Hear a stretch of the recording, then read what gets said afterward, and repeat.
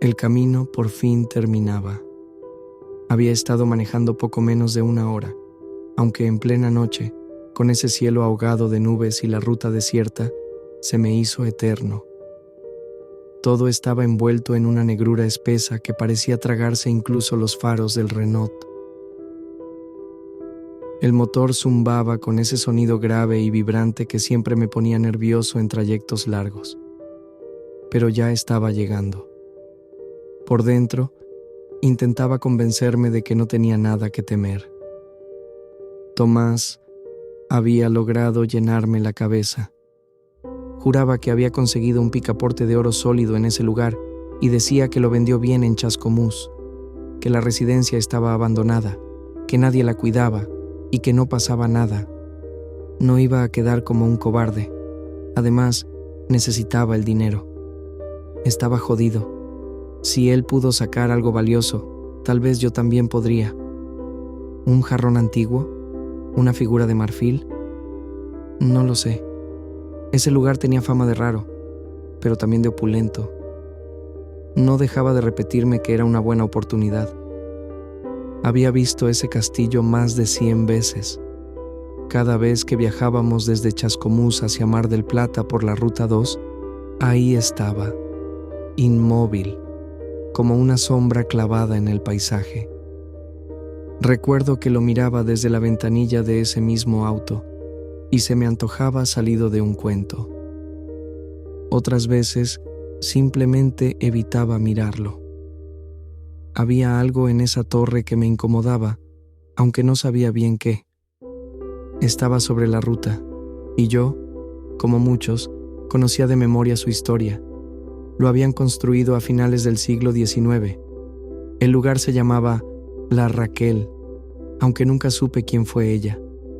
Detuve el viejo Renault 12, que resopló con resignación. Lo dejé en la banquina, a pocos metros de la bajada a la estancia. La ruta estaba vacía. Solo pasaron un par de autos a toda velocidad después de que apagué el motor. Me tomé un rato para salir, como si algo en el aire me pidiera que lo pensara 2 veces. El auto largaba humo negro por el caño de escape. Ya me había dejado varado en medio del campo una vez, con el capó abierto y las manos llenas de grasa. Pero volvió a arrancar, como siempre. Era confiable. Solo esperaba que esa noche también lo fuera. Me quedé un momento con las manos en el volante, mirando hacia el castillo a través del parabrisas levemente empañado. No encendí las luces interiores ni saqué el celular. Era enorme, callado, apagado en sus paredes color salmón. En ese lugar, muchos años atrás, había vivido una mujer cuyo nombre aún flotaba como un eco antiguo entre las paredes y la bruma. La bella y rebelde Felicitas Guerrero, hija de Carlos José Guerrero, uno de esos nombres que todavía resonaban en los papeles amarillentos de los archivos. Aquellos eran nombres conocidos en la zona. Felicitas tenía apenas 15 años cuando la alta sociedad porteña la bautizó como la joya de los salones. Lo tenía todo: juventud, gracia, fortuna y un alma inquieta. Pintaba, tocaba el piano y montaba a caballo. Pero su padre arregló su casamiento con Martín de Álzaga, un viejo amigo con bolsillos profundos y 4 décadas más sobre los hombros. Se decía que Felicitas no lo quería, que lloró la noche en que supo del acuerdo, pero obedeció. Se casó y aunque al principio todo fue resignación, con los años llegó a encariñarse. Tuvieron 2 hijos. Uno murió al nacer. El otro vivió un poco más, pero acabó consumido por la fiebre amarilla. Felicitas apenas rozaba los 20 cuando Martín también murió, dejándola viuda, sola, sin hijos y con una fortuna inmensa. Años después, durante un viaje en carruaje, Felicitas había quedado atrapada en medio de una tormenta feroz. Las ruedas se encajaron en el barro del camino y el viento parecía arrancar los árboles desde la raíz. Fue entonces que apareció Samuel Sáenz Valiente, joven y adinerado también, propietario de un campo cercano. La rescató, la llevó a su casa, y como en esas novelas que nadie se atreve a creer, comenzaron un romance. Pero la aristocracia no perdona cuando sus planes se tuercen. Muchos otros la deseaban, muchos la consideraban un trofeo, y uno de ellos, el más obsesivo y peligroso, no aceptó ser relegado. Enrique Ocampo, un pretendiente de los primeros años, se apareció y disparó por la espalda a la pobre Felicitas, que murió antes de poder gritar. La fortuna, las tierras y la historia misma pasaron a manos de sus padres. Años más tarde, el castillo quedó vacío. Decían que planeaban usarlo para fiestas, para eventos, para turismo tal vez, pero no lo hacían. Uno podía verlo desde la ruta, abrumado por su propia soledad, callado y casi entregado. Me decidí a bajar. No había ni un alma en la ruta.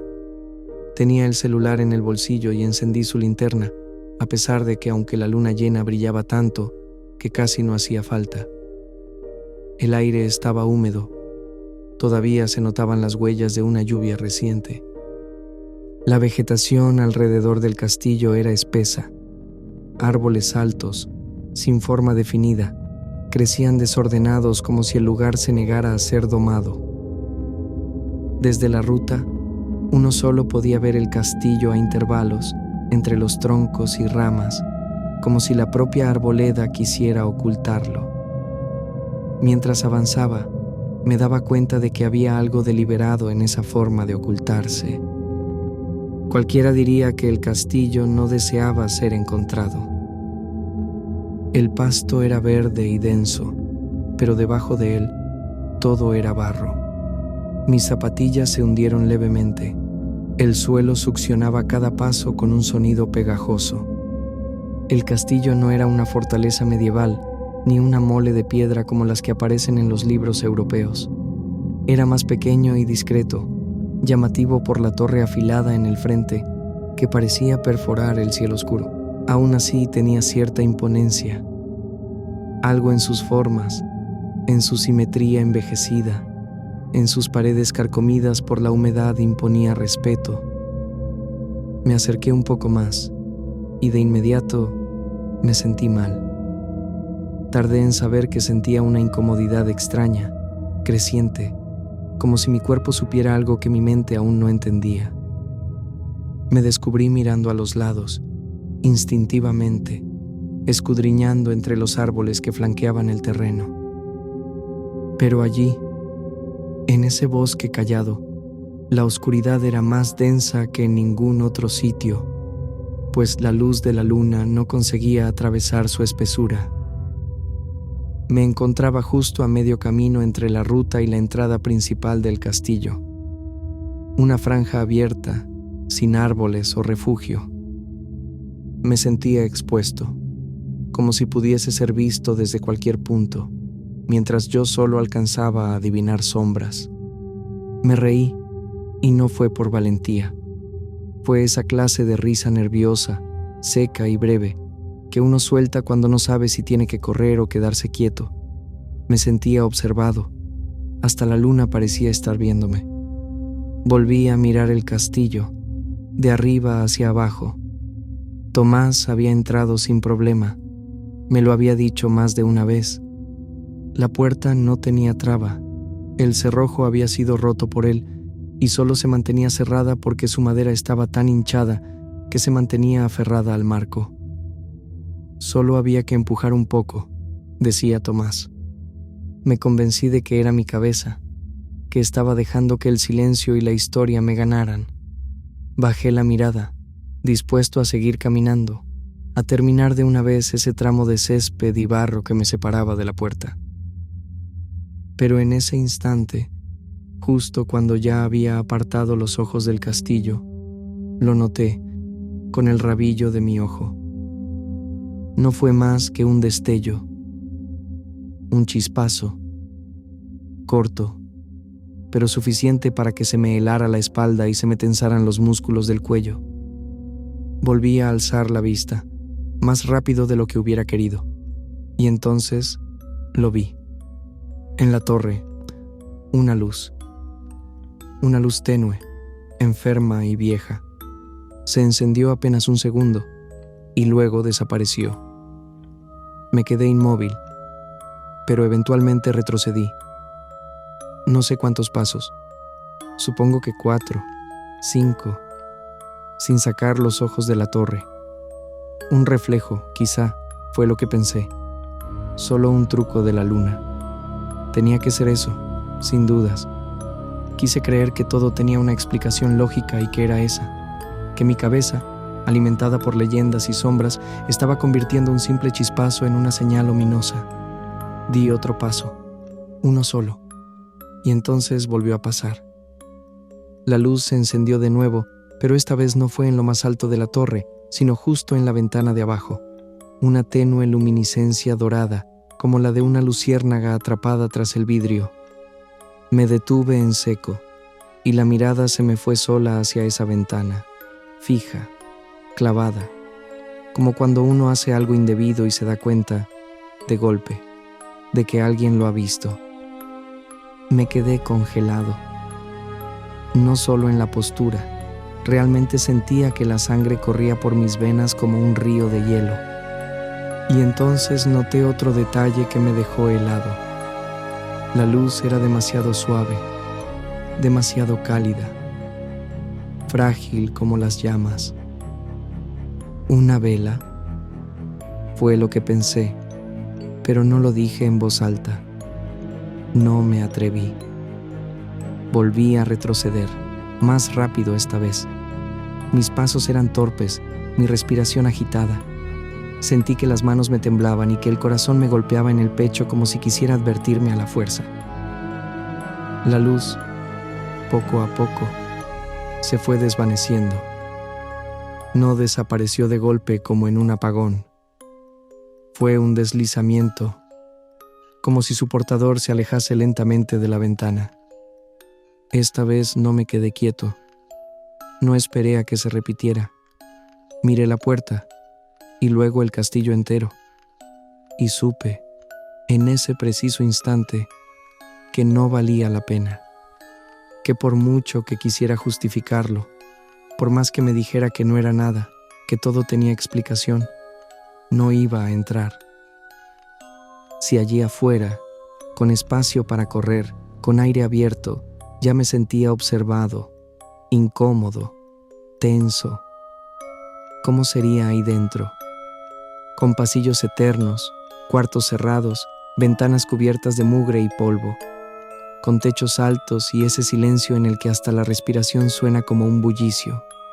Apresuré mi retroceso, esta vez con pasos firmes, pero sin darle la espalda al edificio. No quería. Sentía que si dejaba de mirarlo, algo cambiaría, que la fachada tranquila del castillo era solo una máscara, y que en cuanto me girara, se deformaría en otra cosa. Y entonces sucedió de nuevo. Una tercera luz, más abajo, y solo quedaba un piso por descender, primero tenue y luego un poco más clara. Por un instante pensé que vería una silueta, pero no vi nada. Lo que sí sentí fue el temblor en mis labios y el nudo en la garganta. Me daba vergüenza, pero estaba al borde del llanto. La luz se deslizó a la planta baja cuando empezaba a darme media vuelta, cuando ya había decidido que no quería seguir, que no podía. El corazón me dio un vuelco. No pensé ni razoné más, solo corrí. Mis pies se soltaron del barro como si fueran parte de él y lo hubieran estado dudando. Corrí arqueando los hombros, con la espalda encorvada, como si esperara sentir unos dedos fríos rozándome la nuca en cualquier instante. No pasó, pero la sensación no me abandonó. En algún punto, miré sobre mi hombro. No quería, pero fue inevitable.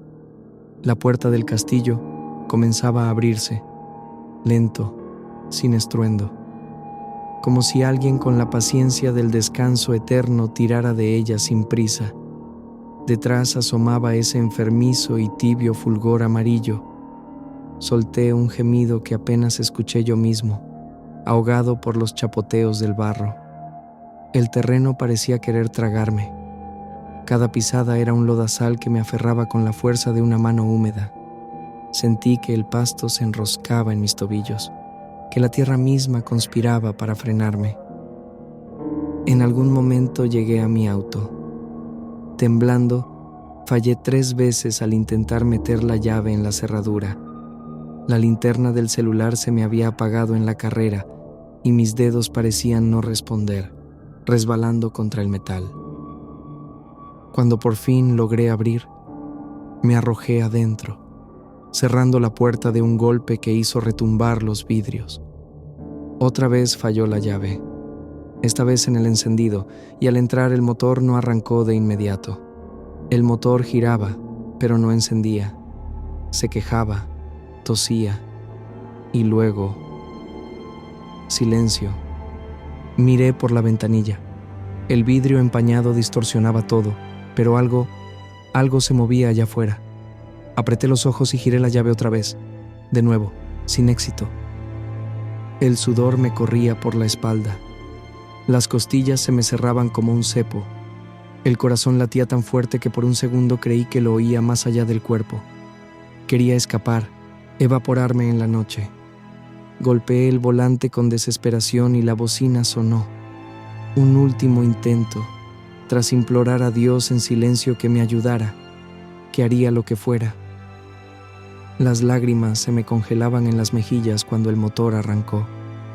Pisé el acelerador a toda prisa y arranqué tan rápido como el Renault 12 me lo permitió. No me detuve hasta que mis lágrimas se secaron y hasta que mi corazón dejó de martillarme. No sé cuánto pasó, pero el cielo empezaba a aclarar y Mar del Plata estaba cerca cuando cargué combustible y giré con la decisión de volver a Chascomús. Tenía mucho sueño, tal vez demasiado. Iba a pasar frente al castillo de nuevo, claro, pero al menos el día lo cubriría con sus rayos y mi auto estaría funcionando. Fue inevitable echar un ojo fugaz al castillo de los Guerrero, pero no vi nada. Apenas su forma a través de los árboles, aunque confieso que me costó sostener la mirada. Así como me cuesta al día de hoy, varios años después, cuando paso frente a él aún con el sol brillando en el cielo. ¿Y cómo podría ser de otra forma? Si cuando estacioné el viejo auto de papá en casa, entrada ya la mañana, mamá preguntó qué era esa extraña mano roja marcada en el capó.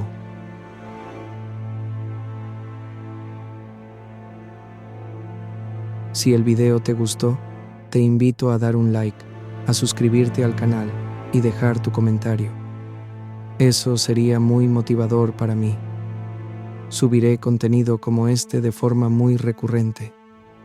Muchas gracias por llegar hasta acá.